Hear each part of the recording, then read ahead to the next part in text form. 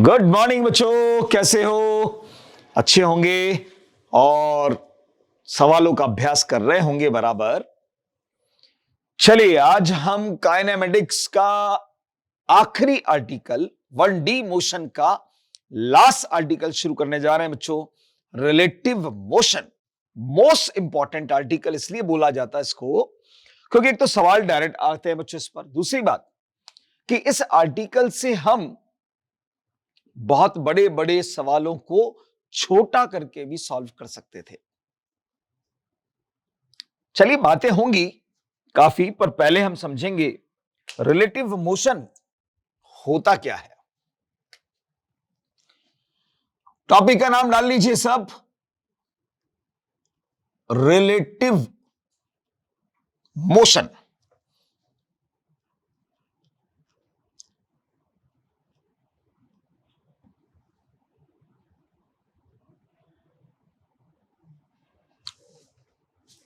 आप देख रहे हैं बच्चों कि रिलेटिव के बाद एक वर्ड आ रहा है मोशन, और जहां कहीं पर भी मोशन वर्ड आता है तो इस मोशन से रिलेटेड 5 ऐसे एलिमेंट हैं, 5 क्वांटिटीज हैं। मतलब मोशन बोल रहा है, इसका मतलब 5 क्वांटिटीज में से किसी भी क्वांटिटी की बात कर सकता है। डिस्टेंस, डिस्प्लेसमेंट, स्पीड, वेलोसिटी और acceleration. Distance, displacement, speed, velocity, acceleration. तो रिलेटिव मोशन मतलब कि रिलेटिव डिस्टेंस पूछ सकता है, relative displacement, relative speed, relative velocity, relative acceleration. पर पहले हमें समझना पड़ेगा इस रिलेटिव का मतलब क्या है, इसका सेंस क्या है, क्योंकि इनके बारे में तो हम पढ़ चुके हैं, सबके बारे में इनके बारे में तो हम सब पढ़ चुके हैं। बात कर रहे हैं रिलेटिव वर्ड की बच्चों। चलिए, पहले डायग्राम को समझिएगा। मान लो कि ये कोई एक रेफरेंस पॉइंट है, मेरा ओ पॉइंट, और इस रेफरेंस के रेस्पेक्ट में मैंने यहां पर 2 पार्टिकल्स की पोजीशंस को सेलेक्ट किया हुआ है बच्चों। यहां मान लेते हैं भाई पार्टिकल ए है, यहां मान लेते हैं पार्टिकल बी है। इस पार्टिकल ए का डिस्प्लेसमेंट एक्स ए वेक्टर इस रेफरेंस के रेस्पेक्ट में, और इस पार्टिकल बी का डिस्प्लेसमेंट है एक्स बी वेक्टर। इस पर्टिकुलर इंस्टेंट पर पार्टिकल ए की वेलोसिटी को मैं कंसीडर कर रहा हूं बच्चों वी ए वेक्टर, और यहां इसकी वेलोसिटी को कंसीडर किया जा रहा है वी बी वेक्टर। ठीक है। अब पहले मैं इस रिलेटिव वर्ड का मतलब समझाने के लिए किसी एक फिजिकल क्वांटिटी को एज ए रेफरेंस लेकर काम करूंगा, और जो काम उस क्वांटिटी को लेकर करूंगा वो सभी क्वांटिटीज के लिए वैलिड होगा। ध्यान रखना, कहने का मतलब मैं एक क्वांटिटी पकड़ रहा हूं इसमें से, और उस क्वांटिटी के बेसिस पर मैं आपको रिलेटिव वर्ड का मतलब समझाऊंगा, तो जो मतलब उस क्वांटिटी के लिए निकलेगा बाकी सभी क्वांटिटीज के लिए वही मतलब होगा। ठीक है। मान लो अब सवाल में आपसे ऐसे लिखा हुआ मिला, displacement of particle b with respect to a, ये मिला। इस लाइन को बहुत ध्यान से पढ़ लीजिए सब। सॉरी, इस लाइन को पढ़ लीजिए सब, और इस लाइन के अंदर जो मतलब है पहले इसको समझिए। आप बताइए मुझे कि इस लाइन के अंदर मैंने किस फिजिकल क्वांटिटी की बात करी है? डिस्प्लेसमेंट की। किस पार्टिकल के डिस्प्लेसमेंट की बात की है? बी के। और किसके रेस्पेक्ट में की है? ए के रेस्पेक्ट में। मतलब इस लाइन को पढ़कर यह तो समझ में आ रहा है कि यहां हमें पार्टिकल बी का डिस्प्लेसमेंट निकालना है, पर वो ए के रेस्पेक्ट में निकालना है। ए के रेस्पेक्ट में निकालना, ये तो है फिजिक्स की लैंग्वेज बच्चों, ये तो है फिजिक्स की लैंग्वेज। पर इस लैंग्वेज का सही मतलब हमें अपनी लैंग्वेज में पता होना चाहिए। इस लाइन का जो मतलब है, उस लाइन का मतलब हमें अपनी लैंग्वेज में पता होना चाहिए। इसका मतलब क्या है? इसका मतलब है displacement of B as measured from position of A.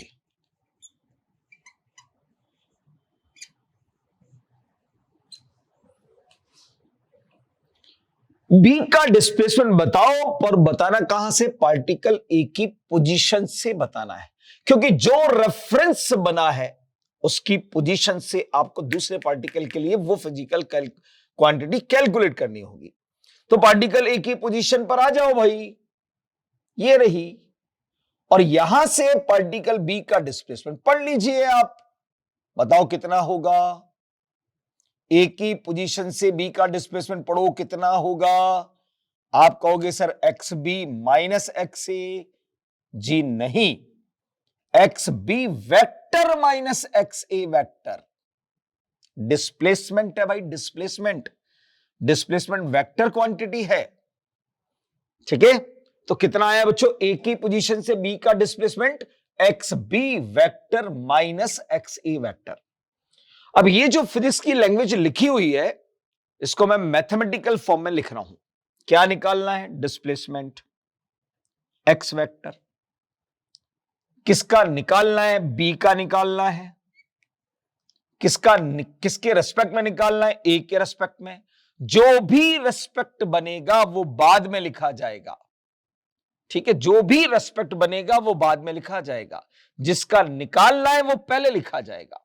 Displacement के सफिक्स में आपने बी का लिख दिया ए के रेस्पेक्ट में, और इसकी वैल्यू आपको मिली थी x b vector minus x a vector. ये हमारा रिलेटिव डिस्प्लेसमेंट का फॉर्मूला बन गया बच्चों, x b vector minus x a vector. और हम सबने पढ़ा है बच्चों, rate of change of displacement with respect to time is known as instantaneous velocity। पढ़ा है आप सबने? अगर मैं इस पूरी इक्वेशन को टाइम के रेस्पेक्ट में डिफरेंशिएट कर देता हूं बच्चों, पूरी इक्वेशन को, तो देखो क्या बनता है।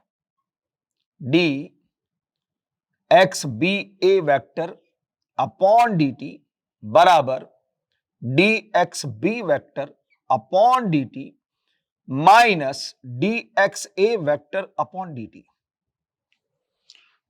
ये बना rate of change of relative displacement with respect to time. Rate of change of relative displacement with respect to time known as instantaneous relative velocity. तो ये बन गया बच्चों v b a equals to, या rate of change of displacement of particle b with respect to t. तो instantaneous velocity of particle b minus rate of change of displacement of particle a with respect to time, velocity of particle a, instantaneous velocity of particle a. ये relative velocity का formula बना दिया भाई मैंने। इसको एक बार और डिफरेंशिएट कर दूंगा तो रिलेटिव एक्सेलरेशन का फॉर्मूला बन जाएगा। सिमिलरली करके मैं डायरेक्ट लिख देता हूं। यहां बनेगा acceleration of b with respect to a बराबर acceleration of b minus acceleration of a. ये रिलेटिव एक्सेलरेशन का फॉर्मूला बन गया। फॉर्मूले से मतलब नहीं है यार, सेंस समझ में आना चाहिए, फीलिंग आनी चाहिए इसकी। मुझे पता है अभी फीलिंग नहीं आई है, तो फील करवाता हूं आपको। लेफ्ट साइड पर सब रिलेटिव क्वांटिटीज है, relative displacement, relative velocity, relative acceleration. तो मैं इसको ऐसे लिखना चाहता हूं, देखिए इधर लेफ्ट साइड पर क्या है बच्चों? रिलेटिव क्वांटिटी तैयार हुई है हमारी बराबर किसका लिया था आपने? बी का। किसके रेस्पेक्ट में लिया है? ए के रेस्पेक्ट में। तो ए रेफरेंस है, तो ए से रिलेटेड जो क्वांटिटीज हैं उसको हम बोलते हैं रेफरेंस क्वांटिटी। ये रेफरेंस है, ये रेफरेंस है, ये रेफरेंस है, और ये है एक्चुअल क्वांटिटी। तो रिलेटिव क्वांटिटी इक्वल टू बनता है बच्चों actual quantity minus reference quantity.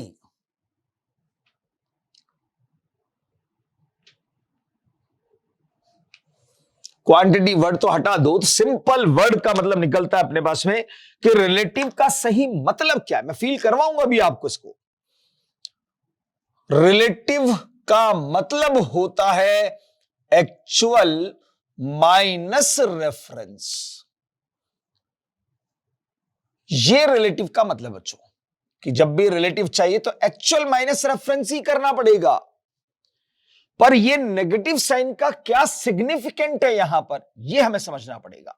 तो इसी को मैं अगर लिखना चाहूं तो ऐसे लिख सकता हूं बच्चों कि रिलेटिव इक्वल्स टू, अगर मैं इस एक्चुअल के अंदर रेफरेंस के नेगेटिव को ऐड कर दूं तो भी मतलब तो वही निकला ना, माइनस साइन था ना। इस माइनस का मतलब है कि हमें एक्चुअल के अंदर रेफरेंस के नेगेटिव को ऐड करेंगे तो जाकर रिलेटिव मिलेगा आपको, तो जाकर रिलेटिव मिलेगा आपको। चलो अब इसको मैं प्रैक्टिकल एग्जांपल से आपको फील करवाता हूं। ये रिलेटिव वर्ड का मतलब है बच्चों, सही मतलब तो यह है कि रिलेटिव का मतलब होता है एक्चुअल के अंदर हमें रेफरेंस के नेगेटिव को ऐड करना होता है तो हमें रिलेटिव दिखाई देता है। चलिए अब समझना जरा ध्यान से, बहुत प्यार से समझिएगा बात को ध्यान से। मैं प्रैक्टिकल एग्जांपल की बात करूंगा और वो आपने अपनी लाइफ में देखा है, इसलिए मैं उसकी बात कर रहा हूं आपसे। मान लो कि आप रोड पर चल रहे हैं और आपकी स्पीड है 10 किलोमीटर पर आवर। मान लो इस डायरेक्शन में आप जा रहे हैं, 10 किलोमीटर पर आवर से आप जा रहे हैं। सामने से एक कार आ रही है जिसकी वेलोसिटी है 40 मीटर पर second, 40 kilometre per hour. Sorry, आपने 10 किलोमीटर पर आवर आपने अपनी मानी थी, तो कार की स्पीड आ रही है 40 किलोमीटर पर आवर से, उधर से आ रही है। और एक कार 40 किलोमीटर पर आवर से आपके पीछे से आ रही है। जो सामने से आ रही है मैंने उसको नाम दे दिया ए कार, और जो पीछे से आ रही है उसको नाम दे दिया मैंने बी कार। दोनों की स्पीड सेम रखी है मैंने 40 किलोमीटर पर आवर।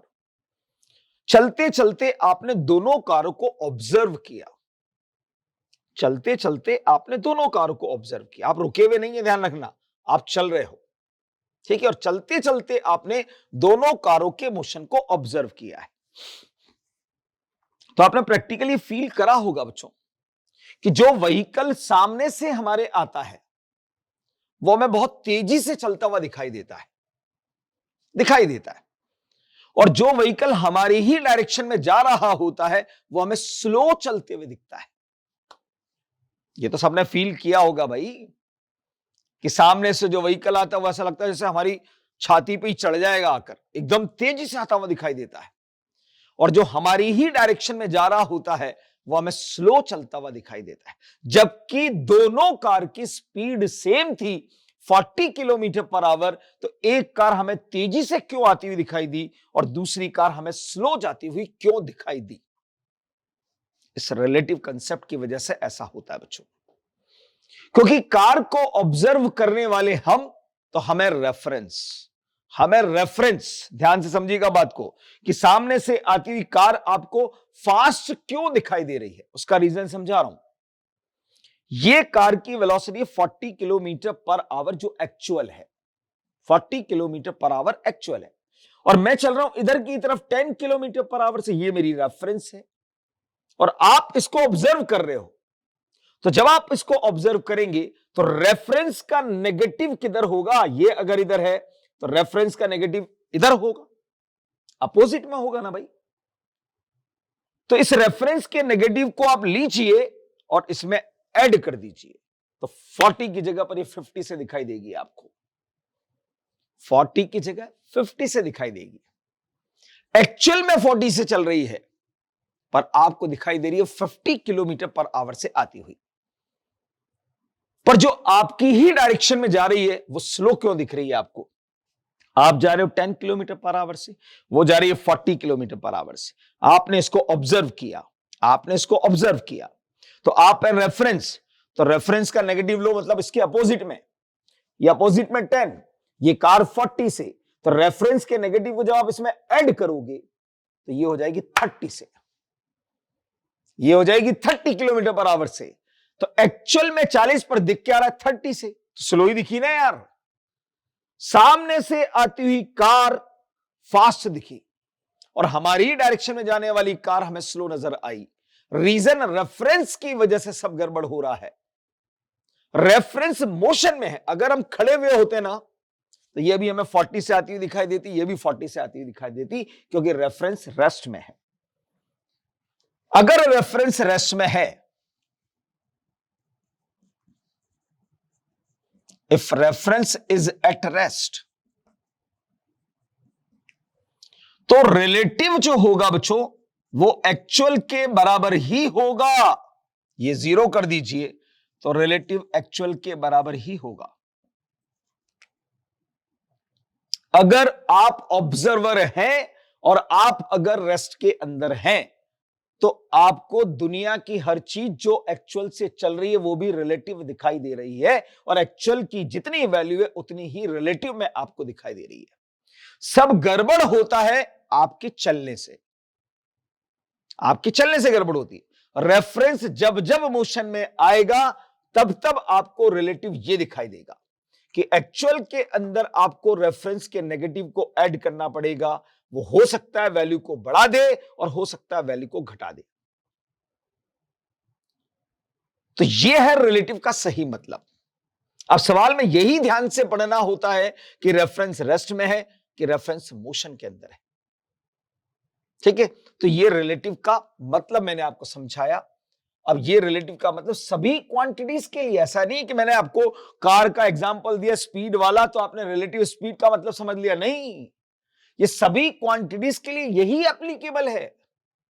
चाहे वो रिलेटिव डिस्टेंस पूछे, रिलेटिव डिस्प्लेसमेंट पूछे, relative speed, relative velocity, relative acceleration. Concept के नाम पर रिलेटिव वर्ड का मतलब सिर्फ इतना होता है कि एक्चुअल के अंदर आपको रेफरेंस के नेगेटिव को ऐड करना होता है। ठीक है, अब मैं एक कंसेप्चुअल प्रॉब्लम ले रहा हूं पहले, क्योंकि अभी कंसेप्ट पूरे नहीं हुए हैं। अभी तो मैंने सिर्फ रिलेटिव वर्ड का मतलब समझाया आपको कि what is relative. Relative means actual में रेफरेंस के नेगेटिव को ऐड करना, addition of negative reference in actual, known as relative. Addition of negative of reference in actual is known as relative. किसका एडिशन? नेगेटिव रेफरेंस का actual में addition जो होगा वही क्या कहलाएगा? Relative. If reference is at rest then actual is always equal to relative. Isn't it? बात समझ में आ गई होगी आपको यहां तक सबको। चलिए अब एक प्रॉब्लम को लीजिए बच्चों, कंसेप्चुअल प्रॉब्लम। कंसेप्चुअल प्रॉब्लम हम ले रहे हैं। क्या है सवाल, समझिएगा। मान लो बच्चों यहां कोई एक कार है और यहां कोई एक मैन है। ये मैन है, ये कार है। कार की स्पीड आपको 4 मीटर पर सेकंड दे रखी है और मैन की स्पीड आपको मैंने 1 मीटर पर सेकंड दे रखी है। और आपसे कहा मैंने find velocity of man with respect to car. ये आपसे मैंने कहा। किसकी पूछी है? मैन की। किसके रिस्पेक्ट में? कार की। मतलब वेलोसिटी निकालनी है, मैन की निकालनी है, कार के रिस्पेक्ट में निकालनी है। ये इसका मतलब है। तो फॉर्मूला क्या बनेगा बच्चों इसका? इसका फॉर्मूला बनेगा भाई velocity of man with respect to car बराबर होगा velocity of man minus velocity of car. जो पहले लिखा होता है बी पहले, तो बी का होगा, फिर माइनस ए का होगा। ठीक है, तो पहले मैन लिखा हुआ है, फिर कार लिखा हुआ है, तो मैन की वेलोसिटी माइनस कार की वेलोसिटी। तुरंत बचेगा सर, मैन की है 1, कार की है 4, 1 माइनस 4 मतलब -3। अगर आपका आंसर -3 है तो मेरा आंसर है +3। अगर आपका आंसर +3 है तो मेरा आंसर है -5, और अगर आपका आंसर -5 है तो मेरा आंसर है +5, क्योंकि मैंने वेलोसिटी पूछी है, स्पीड नहीं पूछी है आपसे।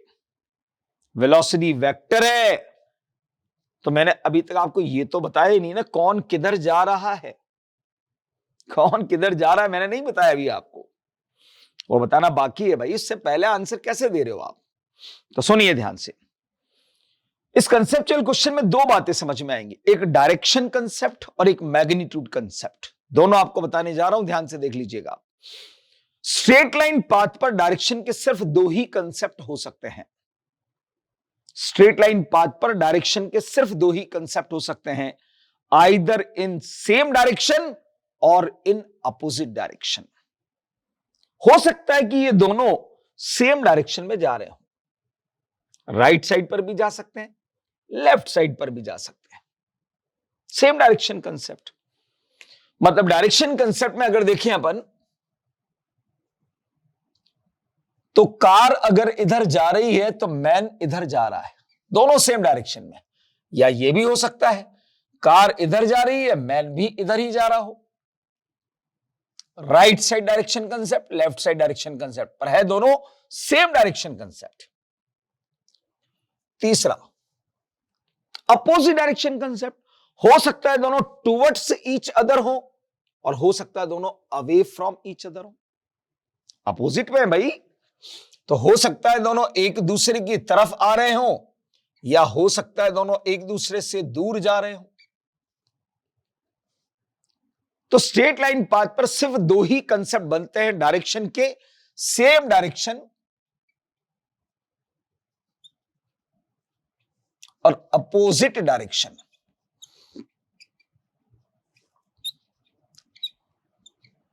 स्ट्रेट लाइन पाथ पर डायरेक्शन कंसेप्ट समझ में आ गया आपको? सेम डायरेक्शन कंसेप्ट भी हो सकता है, अपोजिट डायरेक्शन कंसेप्ट भी हो सकता है। सवाल में ध्यान से देखना होता है। अब बात करते हैं मैग्नीट्यूड कंसेप्ट की। फॉर्मूला आपके सामने यार बच्चों, velocity of man minus velocity of car. सुनिए, पहले वाले का आंसर निकालने जा रहा हूं मैं। मैग्नीट्यूड सबको पता है, कार का 4 है, मैन का 1 है। तो मैन की वेलोसिटी, डायरेक्शन देखो, पहले वाले पॉइंट के अंदर डायरेक्शन देखेंगे राइट साइड, तो इसको लिखेंगे हम 1i कैप। कार की वेलोसिटी भी इधर, तो 4i कैप। जवाब बनेगा -3i cap. Here -i cap shows the direction of relative velocity and 3 is the magnitude of relative velocity. 3 उसका मैग्नीट्यूड है और -i कैप उसकी डायरेक्शन है। दूसरा कंसेप्ट ये वाला, मैन की वेलोसिटी, सॉरी पहले मैन की वेलोसिटी, तो ये आएगा बच्चों -i कैप, 1i कैप या i कैप एक ही बात है, और कार की -4i कैप, तो जवाब बनेगा +3i कैप। तीसरा कंसेप्ट, मैन लेफ्ट साइड पर है -i cap, car right side पर है 4i cap -5i cap. Fourth concept, man right side पर है +i cap, car left side पर है -4i कैप, जवाब +5i कैप।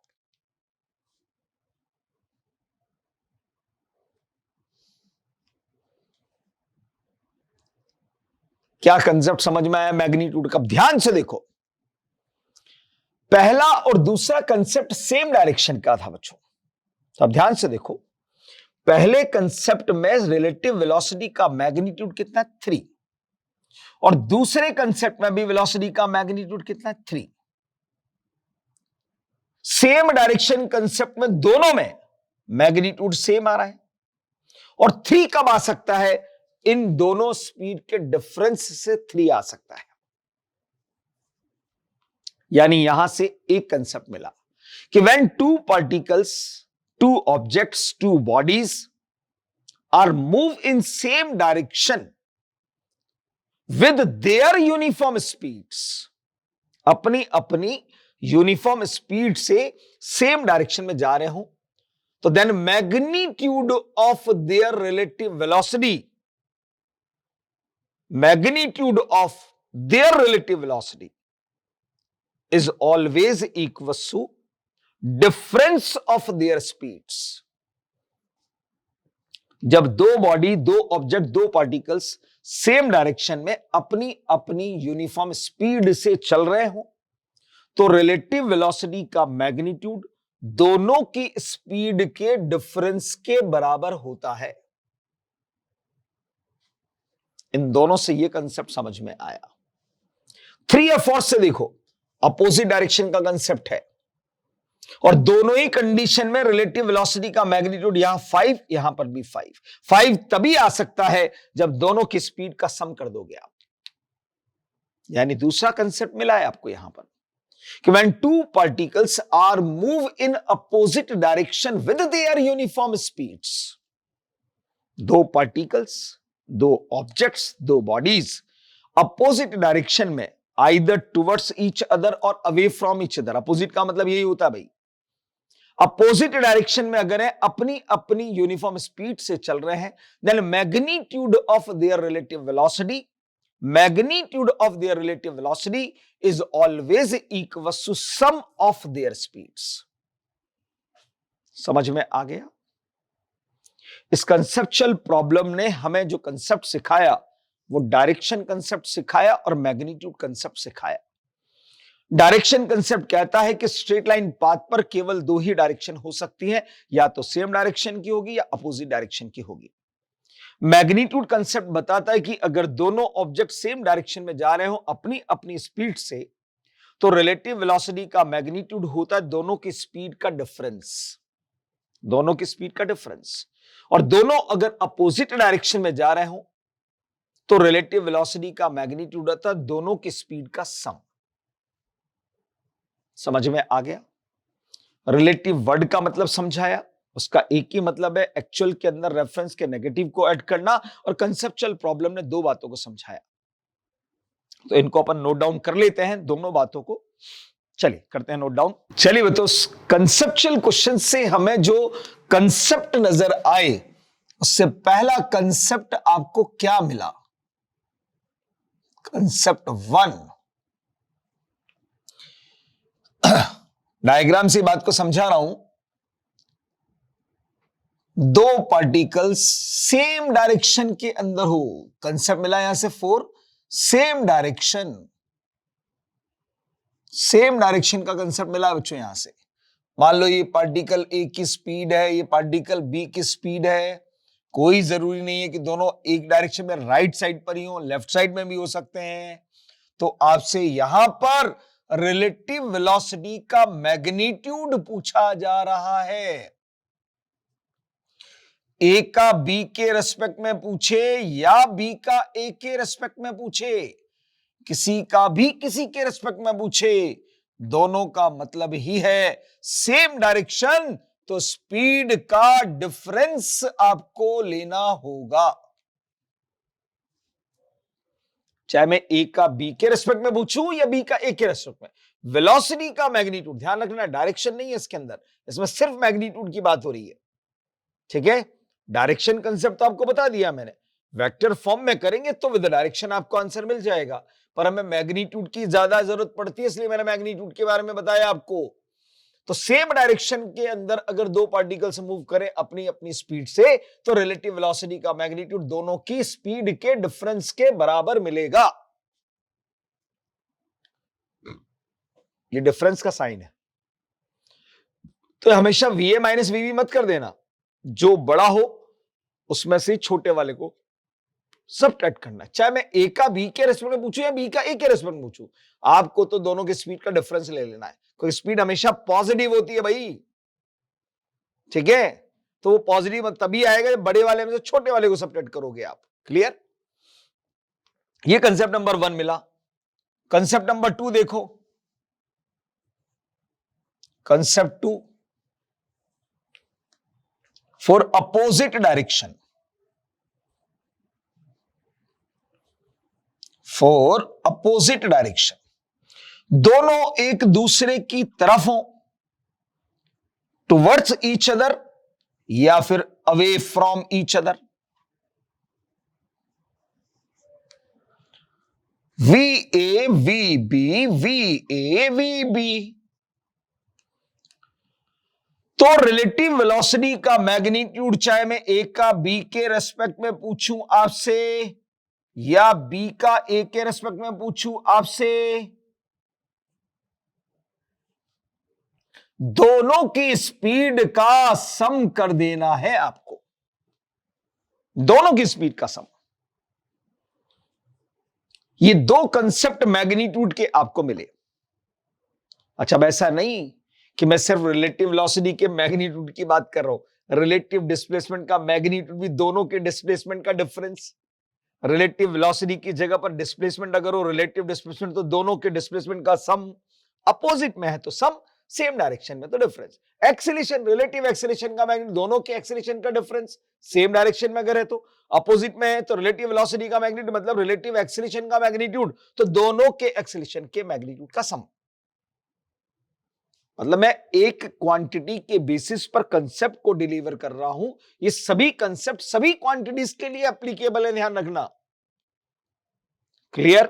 चलिए साहब, कंसेप्चुअल प्रॉब्लम से आपको कंसेप्ट समझ में आ गए। अब बात करेंगे हम न्यूमेरिकल कंसेप्ट की बच्चों, ठीक है। अब बात कर रहे हैं अपन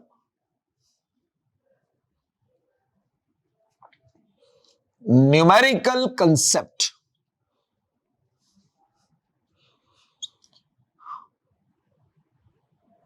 पहला कंसेप्ट न्यूमेरिकल का, पहला कंसेप्ट सीखिएगा न्यूमेरिकल का, ठीक है। क्या है मैं लिख देता हूं पहले पूरा concept. When two particles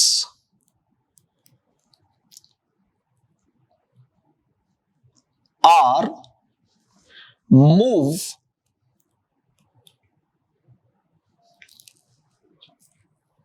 on straight line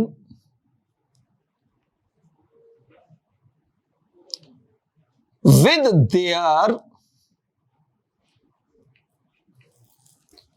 uniform speeds,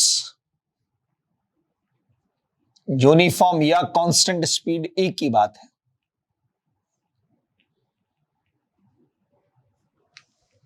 When two particles are move on a straight line with their uniform constant speeds, then their relative acceleration should be zero, should be zero, and in this condition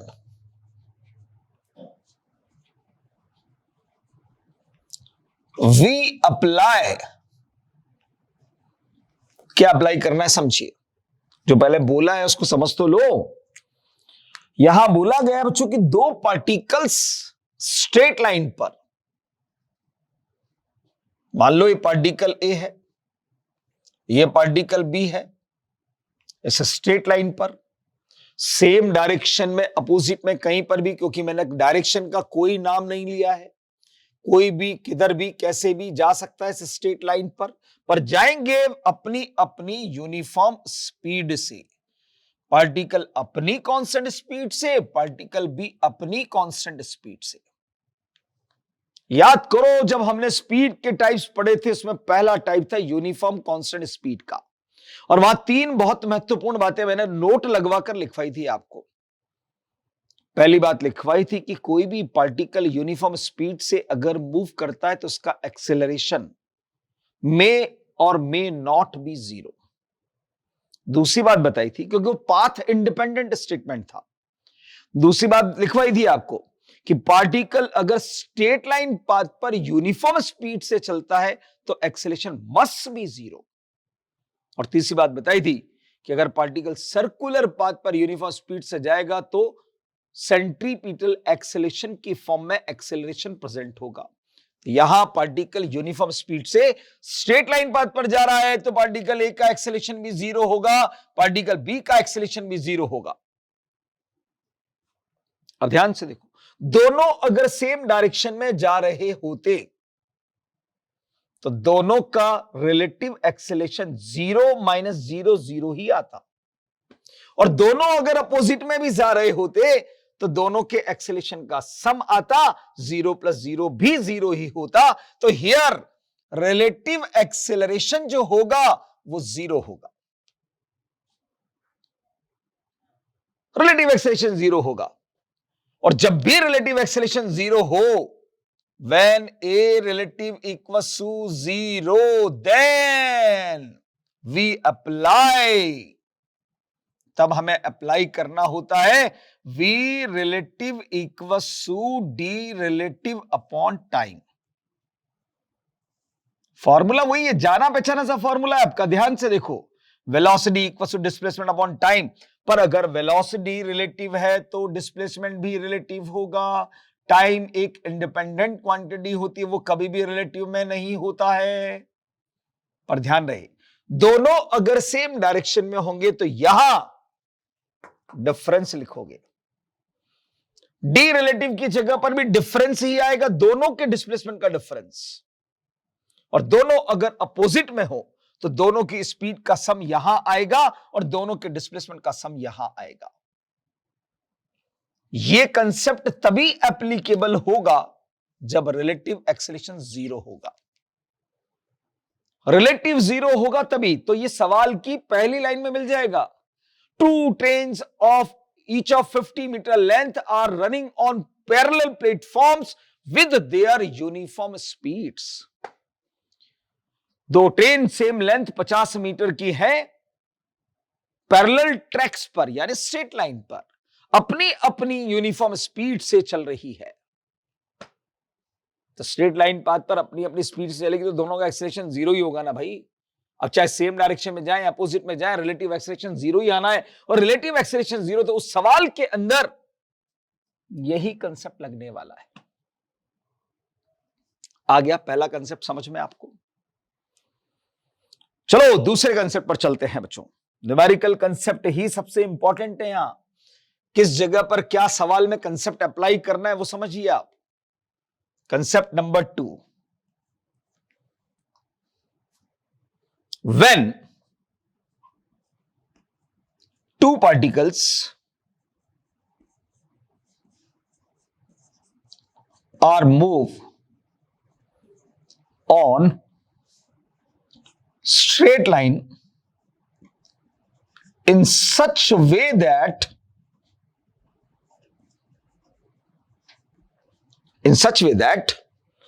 their relative acceleration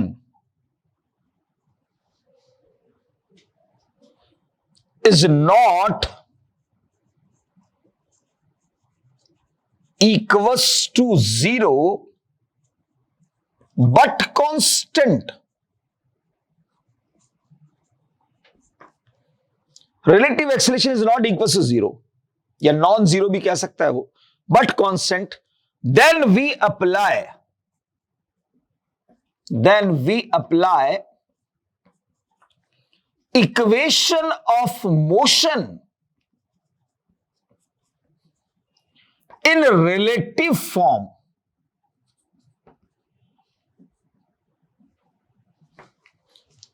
तब आपको equation of motion को relative form में use करना होता है बच्चों। क्या मतलब भाई समझो।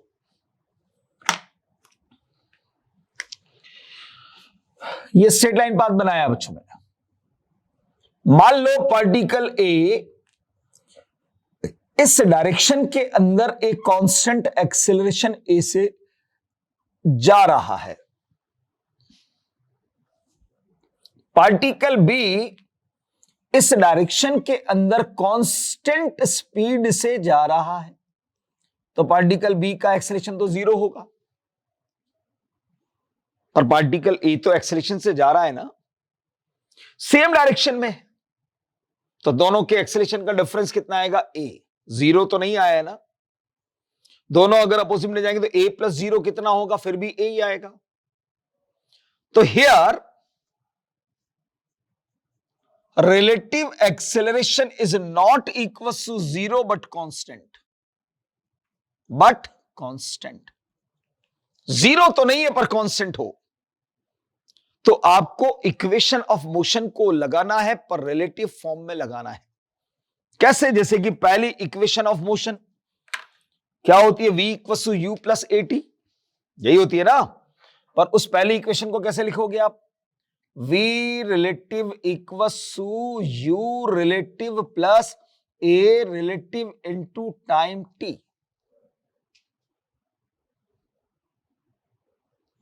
Second equation of motion s relative equals to u relative into time t plus half a relative t square. Third equation of motion v relative square equals to u relative square plus 2a relative s relative.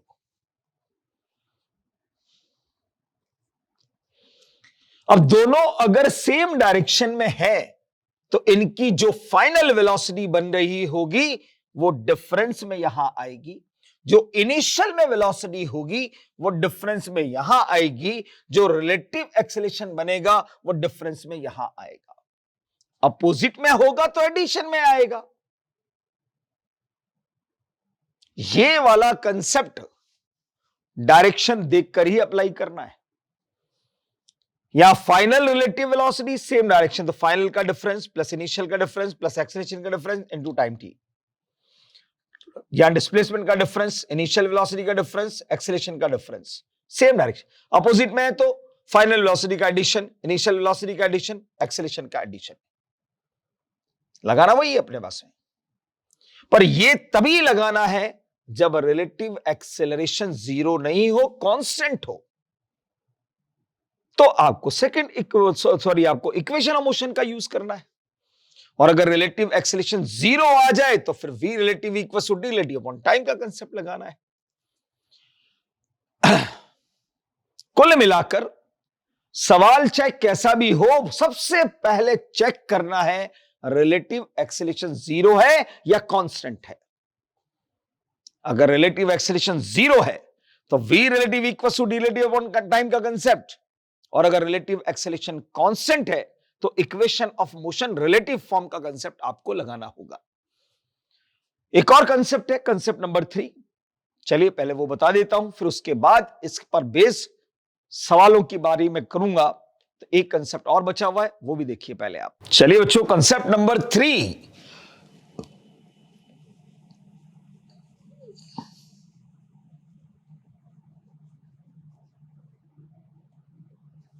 क्या है? Concept when two particles are moved in different direction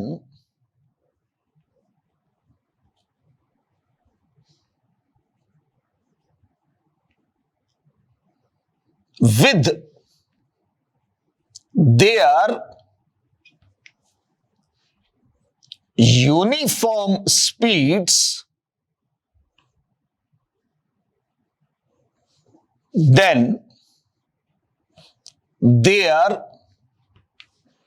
relative acceleration should be 0, and in this condition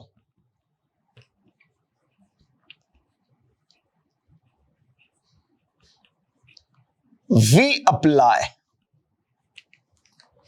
क्या apply करना है आपको? Relative equals to actual minus reference concept in relative form, concept in vector form, sorry vector form. और ये concept काम आएगा हमारे Rain Man की प्रॉब्लम के अंदर बच्चों। क्या बोला है समझ तो लो कि when two particles are move in different direction with their uniform speeds, मान लो एक पार्टिकल इस डायरेक्शन में जा रहा है अपनी यूनिफॉर्म स्पीड से, एक पार्टिकल इस डायरेक्शन में जा रहा है अपनी यूनिफॉर्म स्पीड से, तो ना तो इसके पास कोई एक्सेलरेशन है ना इसके पास कोई एक्सेलरेशन है, तो रिलेटिव एक्सेलरेशन आप किसी का भी किसी के रेस्पेक्ट में निकालो यार, ए का बी के रेस्पेक्ट में निकालो, वेक्टर फॉर्म में ही निकालना है, ध्यान रखना, क्योंकि यहां सेम अपोजिट नहीं है, परपेंडिकुलर डायरेक्शंस दिख रही हैं आपको। ए का एक्सेलरेशन 0 जे कैप 0 आई कैप, मैग्नीट्यूड निकालोगे 0 ही आएगा। तो आपको फिर कंसेप्ट लगाना है relative equals to actual minus reference का, जो भी क्वांटिटी पूछी जा रही है उसमें, और आपको वो वेक्टर फॉर्म में लगाना होगा। मतलब ये भी वेक्टर फॉर्म, ये भी वेक्टर फॉर्म, ये भी वेक्टर फॉर्म। वेक्टर फॉर्म का मतलब आई कैप जे कैप के कैप की फॉर्म में, ये लिखा आपने, ये लिखा आई कैप जे कैप की फॉर्म में, तो रिलेटिव भी आपको आई कैप जे कैप की फॉर्म में, रिजल्टेंट की फॉर्म में नजर आएगा। ये कंसेप्ट आपको रेनमैन के अंदर लगाना होता है, ज्यादातर कंसेप्ट वहीं पर अपने पास, ये वाला कंसेप्ट वहीं काम करेगा। जैसे कुल मिलाकर 3 कंसेप्ट रिलेटिव पर बेस्ड है, न्यूमेरिकल कंसेप्ट है। पहला कंसेप्ट आपको बताया कि दो पार्टिकल्स स्ट्रेट लाइन पाथ पर अपनी अपनी यूनिफॉर्म स्पीड से अगर जा रहे हैं तो उनका रिलेटिव एक्सेलरेशन का मैग्नीट्यूड 0 आएगा, और उस कंडीशन में आपको कंसेप्ट लगाना होगा v relative equals to d relative upon time का कंसेप्ट। और अगर दो पार्टिकल स्ट्रेट लाइन पाथ पर ऐसे मूव कर रहे हो कि उनका रिलेटिव एक्सेलरेशन 0 नहीं आए, कांस्टेंट अगर आए, तो इक्वेशन ऑफ मोशन का कंसेप्ट रिलेटिव फॉर्म के अंदर आपको लगाना होगा, equation of motion relative form में। और तीसरा कंसेप्ट बताया कि दो पार्टिकल डिफरेंट डिफरेंट डायरेक्शन में जा रहे हो अपनी अपनी यूनिफॉर्म स्पीड से, तो उनका रिलेटिव एक्सेलरेशन 0 आता है, और उस कंसेप्ट में हमें relative equal to actual minus reference को वेक्टर फॉर्म में यूज करना होता है। That's all. अब कोई भी न्यूमेरिकल आप कर सकते हो, कंसेप्ट तो मैंने बता दिए, पर अभी एक इंपॉर्टेंट बात और बताना बाकी है।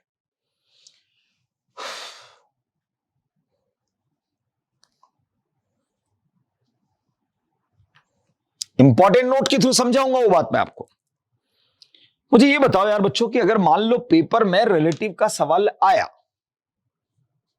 तब पहचान तो लोगे कि यार ये रिलेटिव का सवाल है। हाँ सर, कौन सी बड़ी बात है, कैसे पहचानोगे? बस सर दे रखा होगा ना साहब साहब कि इस पार्टिकल के रिस्पेक्ट में विद रिस्पेक्ट टू, ऐसा लिख रहा होगा उसके अंदर, तो इसका मतलब रिलेटिव कंसेप्ट से ही सवाल को सॉल्व करना है, सीधी सी बात है। चलो मैं एक सवाल बोलता हूं। मैंने बोला आपसे मोशन अंडर ग्रेविटी में करवाया था मैंने वो सवाल। Ball A is dropped from top of tower of height 400 metre. ध्यान से सुनना सवाल को। Ball A is dropped from top of tower of height 400 metre. Simultaneously ball B is projected vertically up from ground with velocity 50 meter per second, at which position they will cross to each other। कहां पर मैंने भैया with respect to word का use किया है कहीं सवाल में? नहीं। आप सिंपल समझोगे कि रिलेटिव का, सॉरी, ये मोशन अंडर ग्रेविटी का सवाल है, और आप मोशन अंडर ग्रेविटी के कंसेप्ट्स लगाकर क्वेश्चन को सॉल्व कर देंगे। चलो ध्यान से देखना, इधर जो बोला है वो बताने जा रहा हूं मैं आपको। 400 मीटर हाइट का टावर आपको दिया गया था। 400 मीटर हाइट है टावर की। यहां से बॉल ए को मैंने ड्रॉप किया है और उसी वक्त मैंने दूसरे बॉल को ऊपर की तरफ 50 मीटर पर सेकंड से प्रोजेक्ट किया है। ये बॉल नीचे आई होगी बच्चों और ये ऊपर गई होगी। कहीं ना कहीं रास्ते में दोनों एक दूसरे को क्रॉस कर रही होंगी। तो आपसे यही पूछा जा रहा है कि किस पोजीशन पर क्रॉस करेंगे। तो मैं मान लेता हूं ग्राउंड से एच हाइट पर जाकर ये क्रॉस कर रहे हैं। अब ध्यान से देखिएगा इधर। मैं अगर पूछूं आपसे कि बॉल ए पर लगने वाला एक्सेलरेशन कितना होगा, बोले सर जी होगा, डाउनवर्ड में ही लग रहा होगा। बॉल बी पर लगने वाला एक्सेलरेशन भी कितना होगा, जी ही होगा, वो भी डाउनवर्ड ही लग रहा होगा। दोनों बॉल पर लगने वाले एक्सेलरेशन सेम डायरेक्शन में है, सेम मैग्नीट्यूड में है, तो इनका रिलेटिव एक्सेलरेशन 0 आएगा। तो कंसेप्ट लगेगा v relative equals to d relative upon time का कंसेप्ट। अब ध्यान से देखो, दोनों का मोशन अपोजिट में है। बॉल ए नीचे आ रही है, बॉल बी ऊपर जा रही है, तो रिलेटिव वेलोसिटी में ऐड होगा। इसकी वेलोसिटी 0, इसकी वेलोसिटी 50। रिलेटिव डिस्प्लेसमेंट भी ऐड होगा। बॉल बी ए का डिस्प्लेसमेंट कितना होगा, यहां से लेकर यहां तक का 400 माइनस एच। यहां लिखोगे 400 माइनस एच। ये तो बॉल ए का प्लस बॉल बी का कितना भैया H, divided by time T. S से एच मर जाएगा और टी की वैल्यू 400 डिवाइडेड बाय 50 करोगे तो 8 सेकंड आ जाएगा। वहां पर भी देखना 8 सेकंड ही टाइम मैंने निकाला है। कितने टाइम के बाद मिलेंगे, 8 सेकंड के बाद मिलेंगे।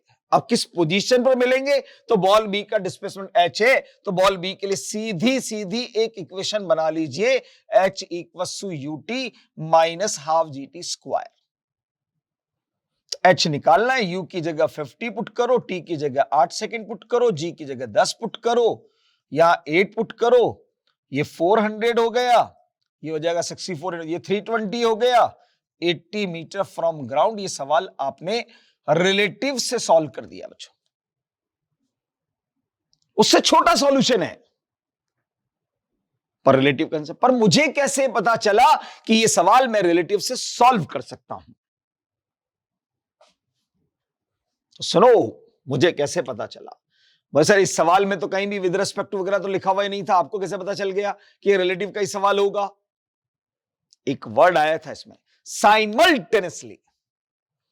जिस समय पर बॉल ए को आपने छोड़ा उसी समय पर बॉल बी को ऊपर प्रोजेक्ट किया। When two particle simultaneously start the motion, then this type of question we also solve with relative concept.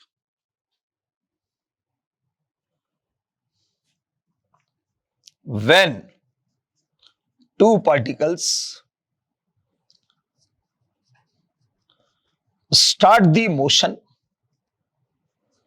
with simultaneously,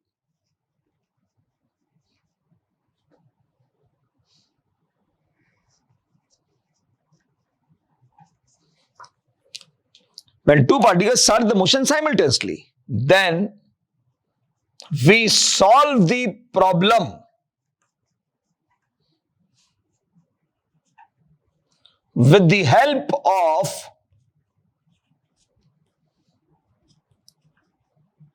relative concept. Relative concept से आप इस प्रॉब्लम को सॉल्व कर सकते हो। ये आप पर डिपेंड करेगा कि आप रिलेटिव लगाना चाहते हो या नहीं लगाना चाहते हो यार। जैसे कि मोशन अंडर ग्रेविटी का सवाल था, मुझे लगाना है, लगा लिया, नहीं लगाना था, मोशन अंडर ग्रेविटी के कंसेप्ट से सॉल्व कर दूंगा, खत्म। आया समझ में? इट मींस रिलेटिव कंसेप्ट जो है वो एक हेल्पिंग टूल है हमारे लिए कि दूसरे टॉपिक के अंदर भी अगर हमें सारी कंडीशंस मिलती हैं तो हम वहां पर भी रिलेटिव कंसेप्ट को यूज करते हुए इस क्वेश्चन को सॉल्व कर सकते हैं। ये तो इसकी कंप्लीट थ्योरी के बारे में मैंने आपको एक्सप्लेन कर दिया बच्चों। अब तो इसके सवाल करना बाकी है। वो अपन अगली क्लास में करेंगे। इसके सारे सवाल, हर कंसेप्ट पर सवाल मैं आपको बताऊंगा। एनसीईआरटी के सवाल भी करेंगे। क्वेश्चंस बड़े प्यारे प्यारे सवाल बनते हैं इस पर बेस, बहुत छोटे छोटे से और बहुत कंसेप्चुअल सवाल से मैं इसकी प्रैक्टिस कराऊंगा आपको, क्योंकि एक बहुत इंपॉर्टेंट कंसेप्ट है, हेल्पिंग कंसेप्ट है, इसलिए आप इसकी ऊपर ग्रिप लाना बहुत जरूरी है। ठीक है, तो चलिए कल मिलते हैं फिर वापस से सवालों के साथ। तब तक आप मुस्कुराते रहिए और अभ्यास करते रहिए। Thank you so much.